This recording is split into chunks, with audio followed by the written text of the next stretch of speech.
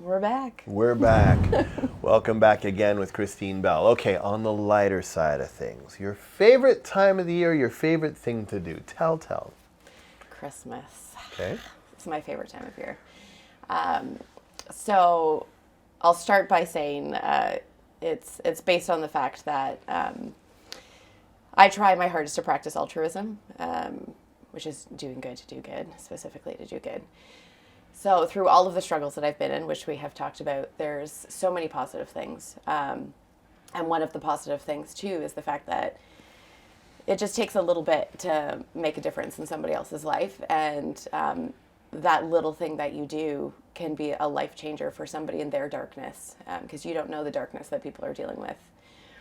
And so at Christmas time, in addition to a couple other things I do, outcast dinners. I bring people in who don't have families, and we have dinner so they can have a family, choose your own adventure, which I love. I do a thing called Nicky 9 Doors. So this started before I even have a memory of it.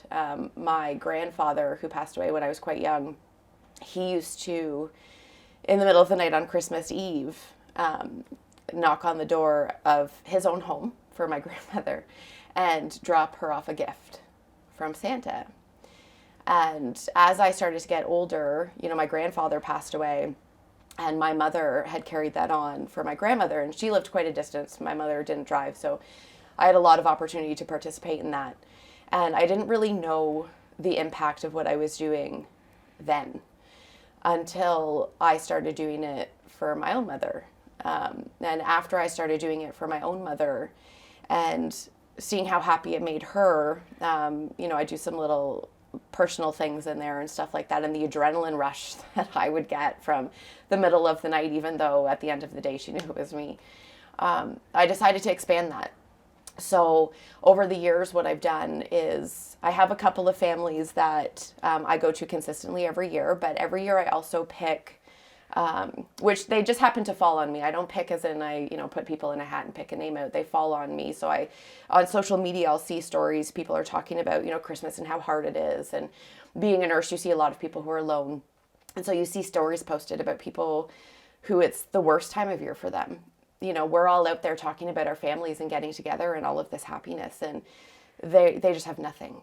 So I started building Nicky 9 Door bags for other people as well. So what I do is usually about October, November, I start collecting just random little knick-knacky things. I like to do a lot of personalized things from local businesses. So I don't know if you can shout out in the comments for people to put their ideas in there too. But all right. I love to support local. And so I do a lot of, knick-knacky personalized mugs. I'll put a little picture in there, stuff like that. And I build these bags. I also put some necessity items, feel-good items, some nice soaps and mitts and hats and that kind of stuff. And I build these bags. And so Christmas Eve, in the middle of the night, after, I've done my outcast dinners and built my house for my children and put all of my things up, I load up my car, and regardless of weather, because this past Christmas was tough, I drive to different locations and I knock on their door and I leave this bag and I run. And people don't know where it comes from because I always put a little inspirational message in the cards. This past year, I wanted to remind people, because we've been through a hard time, you are worthy, you are important, and you are loved. And love Santa. And I leave it for them so that they have something. And, it's not really the items, it's the fact that they're being thought of. They need that reminder that they are being thought of even when they feel alone. And I think we need a lot more of that in this world. All right. And this is just something that you do? Do you involve your family with it? Nope, this is just me. So a couple of times, my now teenager, he's come with me on the ride. I try really hard to expose my children to what I'm doing, because I also encourage them to do good. Altruism is very important, and we were actually born altruistic, and then the world has just shifted us into these self-centered beings. So my kids know what I do.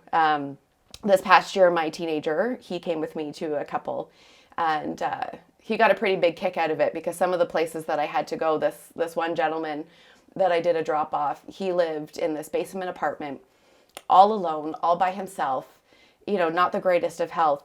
And the driveway was just full of snow and ice. And I had to go park at the end and drag this big sack up the driveway and around and behind. And now, like, there's no spot for you to hide, right? So I have to put this thing and hide.